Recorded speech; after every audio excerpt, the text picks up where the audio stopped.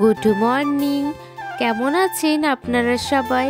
আশা করি আপনারা সবাই ভালো আছেন ও সুস্থ আছেন। আমরাও বেশ ভালো আছি। আজ হচ্ছে সোমবার আর এখন ঘড়িতে বাজে ওই সকাল 5:30 নাগাদ।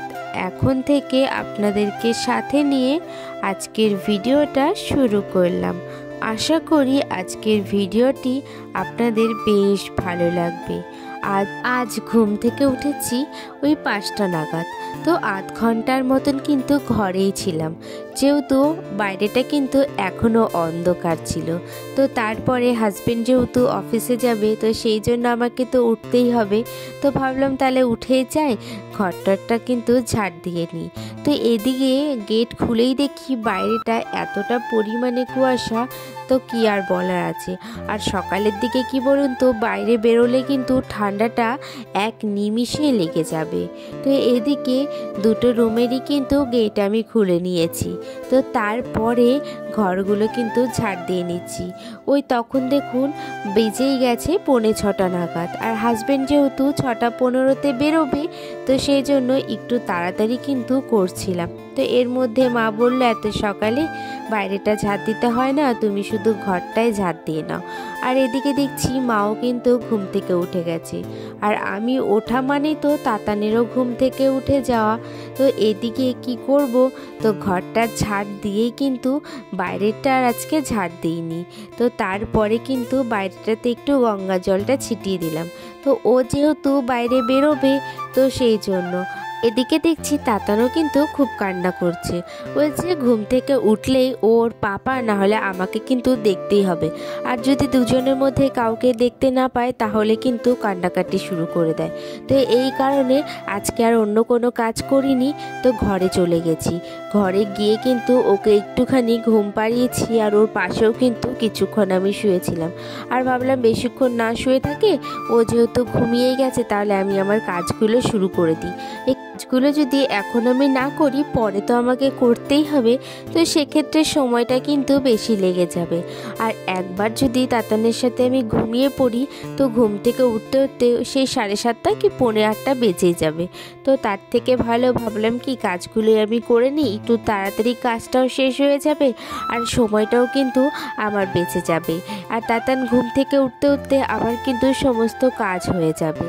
আর যদি আমি ওর সাথে শুয়ে থাকি না, তাহলে কি হবে, ওই তাতানও ঘুম থেকে উঠবে, আমিও উঠবো, তো তখন না একেবারে হিমশিম খেয়ে যাব যে কোন কাজটা আগে করব আর কোন কাজটা পরে করব। তো এদিকে তাতানকে ঘুম পাড়িয়ে কিন্তু আমি কালকের বাসি বাসন ছিল, সেগুলো কি করলাম একেবারে বাইরে নিয়ে এসেছি চাতালে। তো এখানেই মেজে নেবো, যেহেতু অনেকগুলো বাসন, তো ওই বেসিংয়ে মাজলে না একটু সমস্যা হয়।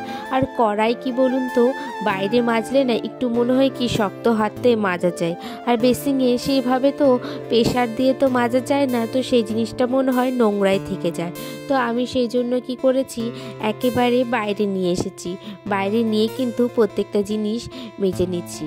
আর কালকে রাত্রেবেলায় কিছু বাসন ছিল, সেগুলো ধুয়ে রেখেছিলাম, আর কিছু বাসন ওই সকালের জন্য রেখে দিয়েছিলাম। এগুলো আর বেসিংয়ে মাজা যাবে না, তো সেই জন্য। তো এদিকে কিন্তু আমার বাসন মাজা হয়ে গেছে, আর চাতালের ওপরে কিন্তু বাসনগুলোকে রেখে দিয়েছি। একটুখানি জলটা ঝরে যাক, তারপরে কিন্তু ঘরে উঠিয়ে নেব। তো এদিকে ঘরে চলে এসেছি। ওই যে বললাম কালকে রাতে কিন্তু কিছু বাসন ছিল, মাজেছিলাম, তো সেগুলো কি করেছি রেখে গেছিলাম। তো রাত্রেবেলা কিন্তু আর র্যাকের মধ্যে ওঠানো হয়নি। তো এখন র্যাকের মধ্যে উঠিয়ে একেবারে কিন্তু গ্যাসটাও পরিষ্কার করে নেব। আজকে না গ্যাসটা আমি এখনই মুছে নিচ্ছি। অন্যান্য দিন আপনারা হয়তো আমার ভিডিওতে দেখবেন গ্যাসটা আমি সবসময় রান্নার পরে কিন্তু মুছতাম, কিন্তু আজকে আগেই মুছে নিচ্ছি। কিছুক্ষণ আগে ওই যে মাংসটা তা দিয়েছিলাম, মানে কালকে আমাদের বাড়িতে মাংস রান্না করা হয়েছিল, তো কিছুটা মাংস দেখেছি বেঁচে রয়েছে। তো সেটাই কি করলাম, একবারে গরম করে কিন্তু নিয়েছি। তো তাহলে গ্যাসটা একেবারে মুছে নেব, তাহলে বারবার করে আর মুছতে হবে না। আর আমাদের বাড়িতে কি বলুন তো, গ্যাসে না যদি মাংস করা হয়, তারপরে আবার কিন্তু গ্যাসটা মুছে নেওয়া হয়। যেহেতু মা মাংসটা খায় না, এই কারণে একবার যদি মাংসটা রান্না হয়, তো গ্যাসটা মুছেই কিন্তু অন্যান্য রান্নাটা করা হয়। তো সকালে যেহেতু রান্না করা হবে, তো আমি ভাবলাম এখনও যেহেতু আমার কাজ শেষ হয়নি, তাহলে এই কাজটা আমি একেবারে করে নিই। তো স্নানের পরে কিন্তু আবার জল ঘাটতে না ভালো লাগে না, তো সেই জন্যই আগেই করে নিয়েছি। এদিকে দেখুন আমার কিন্তু গ্যাসটা মোছা হয়ে গেছে, আর হচ্ছে যে তাকটাও কিন্তু আমি মুছে নিয়েছি। তারপরে বেসিনটা কি করলাম, একটুখানি মেজে নিচ্ছি। বেসিনটাতে দেখছি একটু একটু লালচে কিন্তু নোংরা বসে গেছে, তো সেই জন্য বেসিনটা প্রত্যেকটা দিনই কিন্তু করা হয়। ওই কালকে করা হয়নি, তো সেটাই কিন্তু পড়ে গেছে। মানে একটা কাজ যদি প্রত্যেক দিন যদি না করা হয়, সেটা কি পরিমাণে যে নোংরা হয় সেটা কিন্তু একদিন না করলেই বোঝা যায়। তো সেই জন্য প্রত্যেক দিনের কাজ কিন্তু প্রত্যেক দিনই করতে হয়। তো এদিকে দেখুন আমার বেসিনটাও কিন্তু ধোয়ানো হয়ে গেছে। তো তারপরে বাইরে যে সমস্ত বাসন ছিল সেগুলো ঘরে নিয়ে এসেছি। ঘরে নিয়ে এসে কিন্তু আবার আমি উল্টে রেখে দিলাম। ওই 5 থেকে 10 মিনিট থাকবে, তাহলে একেবারে কিন্তু জলটা ঝরে যাবে। তো তারপরে কিন্তু র্যাকে রেখে দেব। এদিকে রান্নাঘরটাও কিন্তু আমি মুছে নিচ্ছি। ওই যে গ্যাসটা মুছেছি, তো কিছু জল কিন্তু নিচে পড়েছে। তো এঁঠো জল যেহেতু পড়েছে, তো ভাবলাম কি একেবারে ঘরটা কিন্তু মুছে নিয়ে নিই। আর অন্যান্য ঘর কিন্তু আজকে আর মুছলাম না। তো এতগুলো ঘর মুছবো, আবার অনেকটা টাইম কিন্তু পেরিয়ে যাবে। আর আমাদের বাড়িতে ঘর প্রত্যেকটা দিন, সপ্তাহে কিন্তু 2 দিন মোছা হয়। একটা হচ্ছে বৃহস্পতিবার, আর একটা হচ্ছে শনিবার। তো আজকে যেহেতু আর মোছা হয়নি, তো তারপরে জামা প্যান্টগুলো ভিজিয়ে কেচে নিয়েছি। তো এদিকে কিন্তু আমার স্নানও কিন্তু সারা হয়ে গেছে। আর মা ওপর থেকে বললো কি আমাকে একটু চাল দিয়ে যাও, তাহলে আমি ওপরেই কিন্তু ভাতটা বসিয়ে দেবো, আর নিচে তোমরা তরকারি কিছু করে নিও।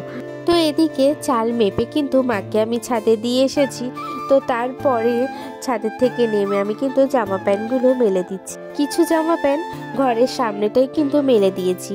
আর এই জায়গাটা দড়িটা তো সেরকম বড় না, আর সব জামা প্যান্টও কিন্তু এখানে হয় না। তো ওই কারণে অল্প কিছু জামা প্যান্ট সামনে মেললাম, আর অল্প কিছু কিন্তু আমি ছাদের ওপরে মেলে দেবো। তো ছাদে কয়েকটা জামা প্যান্ট মেললাম, আর এদিকে মা বললো কি আমি মেলে দেবো, তুমি আমাকে একটুখানি ঠাকুরের বাসনগুলো মেজে দাও।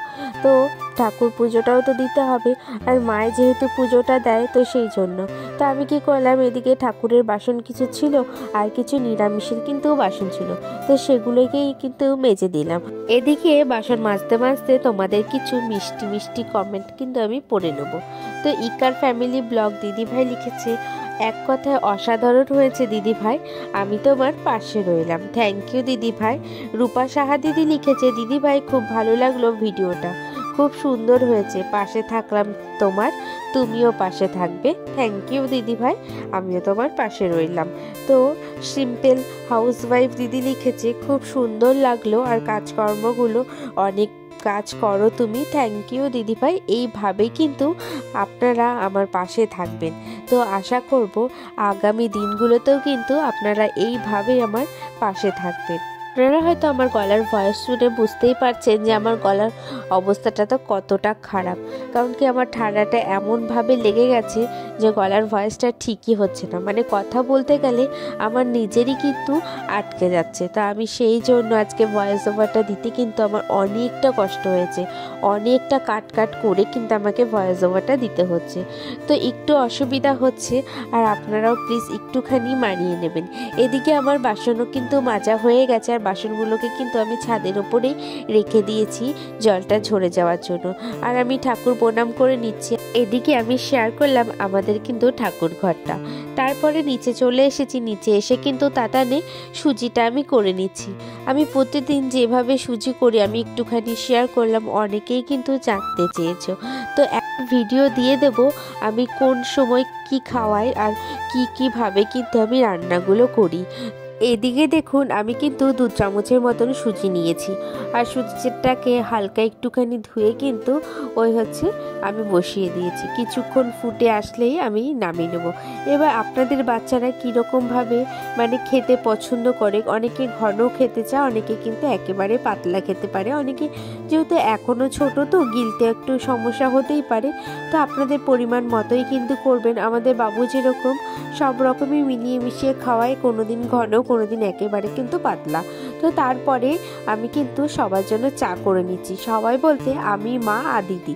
আমাদের বাড়িতে কিন্তু এই ফ্যামিলি মেম্বার বলতে এই 4-5 জনই আছে, তো সেরকম তো বড় তো না, তো ওই কারণে 3 জনই কিন্তু চা খাবো, তো সেই জন্য চা করে নিলাম। মা আর দিদির জন্য কিন্তু লাল চা করেছি, আর আমার জন্য কিন্তু একটুখানি দুধ চা করলাম। আজকে কেন জানি না একটু দুধ চা খেতে ইচ্ছে করছে। তো তারপরে এদিকে তাতানও কিন্তু ঘুম থেকে উঠে গেছে, তো তাতানকে সমস্ত রেডি করিয়ে খাইয়ে দাই কিন্তু ছাদে আমি দিয়ে এসেছি। আর তারপরে সমস্ত ব্ল্যাঙ্কেট, তাতানের ব্ল্যাঙ্কেট, আমার গোদেরগুলো প্রত্যেকটা কিন্তু আমি রোদে দিয়ে দিলাম। তো প্রত্যেক দিনই চেষ্টা করি রোদে দেওয়ার, তাহলে কি হবে বলুন তো, একটুখানি গরম থাকে আর ঘুমাতেও কিন্তু বেশ আরাম হয়। তো এদিকে কিন্তু ওই 1 ঘন্টার মতন আমি রোদে রেখেছিলাম, তো রোদ কিন্তু টেনে নিয়েছে। তো তারপরে ঘরে নিয়ে এসেছি ব্ল্যাঙ্কেটগুলো, আর ব্ল্যাঙ্কেটগুলো কিন্তু গুছিয়ে নিচ্ছি। আর হঠাৎই কি বলুন তো, আমাদের প্ল্যান হলো আমি কালকে বাপের বাড়ি যাচ্ছি, তো সেই জন্য এখনও তো অনেক কাজ প্যাকিং করতে হবে। তো এই ভেবে আজকে আর সেভাবে কিন্তু কোনো রকম ভিডিও করা হয়নি। আর সকাল থেকেই তাতানকে নিয়েছিলাম, আর রান্নাবান্না আজকে করতে হয়নি, মাই করে নিয়েছিল ওপরে। ওই যে দেখলেনই তো আমি চাল দিয়ে এসেছি, তো মা বললো থাক, আর নিচে কিছু করতে হয় না, আমি আজকে ওপরেই করে নেব। আর ওই যে বললাম বাপের বাড়ি যাব, সেই আনন্দে আনন্দে কোনো কাজই করা হয়নি, আর তারপরে কোনো রকম ভিডিও কিন্তু করা হয়নি। আর ওই মেয়েদের কি বলুন তো, একটাই আনন্দ, ওই যাব বাপের বাড়িতে, যে বাপের বাড়ির মতন সুখ কিন্তু কোনো জায়গায় পাওয়া যায় না। শ্বশুর বাড়ির সবাই যতই ভালোবাসুক, তারপরেও মনে হয় বাপের বাড়ি যাওয়ার আনন্দটা একেবারেই কিন্তু আলাদা। আর মা বাবার কাছে আসার কিন্তু আনন্দ, ওই এসে 2 দিন থাকলে মনটা কিন্তু একেবারেই শান্ত হয়ে যায়, তাই না বলুন তো। তো এদিকে দেখুন, সন্ধেবেলা আমি একটু বেরিয়েছিলাম, তো এসে জামা প্যান্টগুলো কিন্তু গুছিয়ে নিচ্ছি। আর পুরো 1 ট্রলি কিন্তু আমি জামা প্যান্ট তাতানের জন্য নিয়ে এসেছি, কিন্তু সেভাবে তাতানকে জামা প্যান্ট পরানোই হচ্ছে না। আসার পরেই তো তাতানের খুব ঠান্ডা জ্বর, তো সেই জন্য। আর তারপরে আমার কিন্তু এখন এদিকে ভিডিও করাও কিন্তু সেভাবে হচ্ছে না। তো চলুন, আজকের মতন আমি ভিডিওটা এখানেই শেষ করলাম।